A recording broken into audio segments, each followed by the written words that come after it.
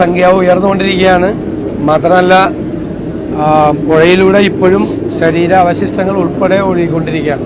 ചാലിയാർ പുഴയുടെ അവിടെ നിന്ന് മലപ്പുറം DCC പ്രസിഡന്റ് ശ്രീ ജോയി അടക്കമുള്ള ആളുകൾ പറഞ്ഞു ശരീരഭാഗങ്ങൾ ഒഴുകിക്കൊണ്ടിരിക്കുകയാണ്. അവരാണ് അവിടെ രക്ഷാപ്രവർത്തകരോടൊപ്പം നിന്ന് ബോഡിയെല്ലാം ഇത് ചെയ്തുകൊണ്ടിരിക്കുന്നത്. അപ്പോൾ ഈ രക്ഷാപ്രവർത്തനം ബാക്കിയുള്ള സ്ഥലത്തും മണ്ണിനടിയിൽപ്പെട്ടിരിക്കുന്ന ആളുകളെ കണ്ടുപിടിക്കാനും ഒറ്റപ്പെട്ട് കിടക്കുന്ന ആളുകളെ കണ്ടുപിടിക്കാനുള്ള ഇന്നിപ്പോൾ രാവിലെ അത് ആരംഭിച്ചിട്ടുണ്ട്. പിന്നെ നമ്മളെ ക്യാമ്പിൽ എല്ലാ സ്ഥലത്തും മൊബൈലായിട്ടുള്ള ഡോക്ടർമാരുടെ ഒരു സേവനം, പുറത്തുനിന്ന് വന്നിരിക്കുന്ന ഡോക്ടർമാരുടെ സേവനം കൂടി അറേഞ്ച് ചെയ്യാൻ പറഞ്ഞിട്ടുണ്ട്. ക്യാമ്പുകളിൽ ഭക്ഷണത്തിൻ്റെയോ മെഡിസിൻ്റെയോ ഏത് സാധനത്തിൻ്റെയും കുറവുണ്ടെങ്കിൽ അത് പരിഹരിക്കാൻ വേണ്ടിയിട്ടുള്ള സംവിധാനങ്ങൾ പുറത്തു നിന്ന് തന്നെ ചെയ്യുന്നുണ്ട്. സർക്കാരിൻ്റെ ഭാഗത്തു നിന്നും അത് ചെയ്യുന്നുണ്ട്. പിന്നെ കൂടുതൽ ബോഡികൾ വരുമ്പോൾ ഫ്രീസറുകൾ കുറവുണ്ടെങ്കിൽ കണ്ടെയ്നറുകൾ ഫ്രീസറുകളാക്കി അറേഞ്ച് ചെയ്ത് കൊടുക്കാമെന്ന് ഞങ്ങൾ ആരോഗ്യവകുപ്പിലെ ആളുകളോട് പറഞ്ഞിട്ടുണ്ട്. കണ്ടെയ്നറുകൾ പുറത്തുനിന്ന് കൊണ്ടുവന്നിട്ട് ഫ്രീസറിന് പകരമായിട്ട് ഉപയോഗിക്കാം. ഫ്രീസ് ചെയ്ത കണ്ടെയ്നറുകൾ ഉപയോഗിക്കാം. ഫ്രീസർ കിട്ടാൻ ഇത്രയും ഡെഡ് ബോഡികൾ സൂക്ഷിക്കാനുള്ള പ്രശ്നം ഉണ്ടെങ്കിൽ ചെയ്യാമെന്ന് കൂടി പറഞ്ഞിട്ടുണ്ട്.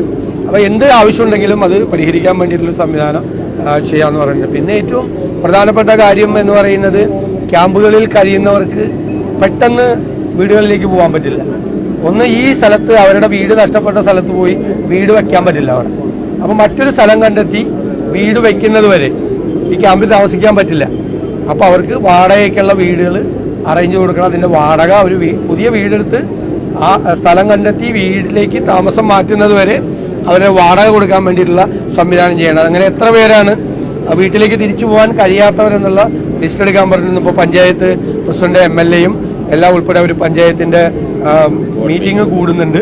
അതിൻ്റെ ലിസ്റ്റും കണക്കും ഉദ്യോഗസ്ഥന്മാരോടൊപ്പം തന്നെ സഹകരിച്ചെടുത്തിട്ട് സാധാരണ ഇത്തരം ദുരന്തങ്ങൾ വരുമ്പോൾ ചെയ്യുന്നതിനേക്കാൾ ഏറ്റവും കൂടുതൽ ഭംഗിയായിട്ടും കൃത്യമായി അത് ചെയ്യാൻ വേണ്ടിയിട്ടുള്ള കാര്യങ്ങളുണ്ട്. മുഖ്യമന്ത്രി നാളെ സർവകക്ഷി യോഗം വിളിച്ചിട്ടുണ്ട്. ആ സർവകക്ഷി യോഗത്തിലും ഞങ്ങളുടെ ഭാഗത്തുനിന്നുള്ള എല്ലാ സഹകരണവും ഉണ്ടാവും. ഞങ്ങൾക്ക് ചെയ്യാൻ പറ്റാവുന്ന കാര്യങ്ങളെല്ലാം ചെയ്തു കൊടുക്കും.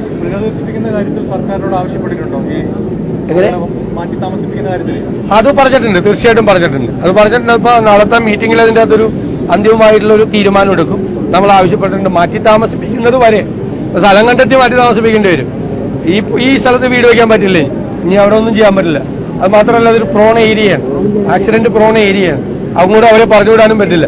വേറെ സ്ഥലം കണ്ടെത്തി വീട് വെക്കുന്നത് സ്വാഭാവികമായിട്ട് അതിനുള്ള ഒരു കാലതാമസം വരും. അതുവരെ റെന്റൽ ഹൗസിൽ വീട് എടുത്ത് താമസിക്കാൻ വേണ്ടിയിട്ടുള്ള ആവശ്യമായ റെന്റ് അതുവരെ കൊടുക്കാൻ വേണ്ടിയിട്ടുള്ള തീരുമാനം നമുക്ക് എടുപ്പിക്കാൻ നമുക്ക് കഴിയും. ഇതാണ് അടിയന്തരമായി ചെയ്യേണ്ട കുറേ കാര്യങ്ങൾ.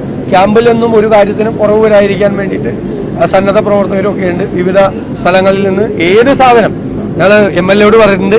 എന്ത് സാധനം ക്യാമ്പുകളിൽ വേണമെങ്കിലും, ഭക്ഷണ സാധനങ്ങളോ ഡ്രസ് മെറ്റീരിയൽസോ ഏത് സാധനം വേണമെങ്കിലും കൊടുക്കാൻ UDF പ്രവർത്തകർ തന്നെ തയ്യാറായിട്ടുണ്ട്. മെയിനായിട്ട് ഇപ്പോൾ 2-3 ലോഡ് വെള്ളം കൊണ്ടുവരാൻ വേണ്ടിയിട്ട് പറഞ്ഞിട്ടുണ്ട്.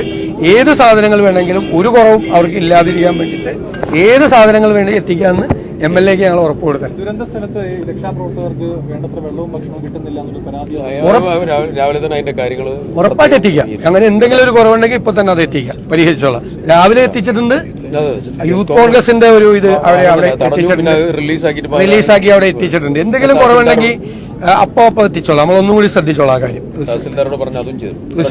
ഒരൊറ്റ കാര്യം ഈ ദുരന്തത്തിന് എഫക്ട് ചെയ്യപ്പെട്ടതായിരിക്കുന്ന കുടുംബങ്ങൾ വലിയ മെന്റൽ ട്രോമയില്ല. ഞാൻ ഇന്നിപ്പോൾ രാവിലെ ഒരു 4 അവർ വേറെ കുടുംബ വീടുകളിൽ നേരിട്ട് അനുഭവം കണ്ട് മരിക്കുന്നത്, കുട്ടികൾ മരിക്കുന്നത്, വാവിട്ട് നിലവിളിക്കുന്നത്, മൂടിപ്പോകുന്നതൊക്കെ കണ്ടതായ ട്രോമ. അവർ ഉറങ്ങിയിട്ടില്ല, 2 ദിവസമായിട്ട് ഉറക്കം വരുന്നത്. അവർ പലരും മെന്റലി ഭയങ്കര പ്രശ്നത്തിലാണ്. അപ്പോൾ അവർക്ക് മുഴുവൻ ഒരു കൗൺസിലിങ്ങും അവരെ ജീവിതത്തിലേക്ക് തിരിച്ചു കൊണ്ടുവരാനുള്ള പാക്കിങ്ങും അത് വളരെ ഗൗരവമുള്ള ഒരു കാര്യമാണ്.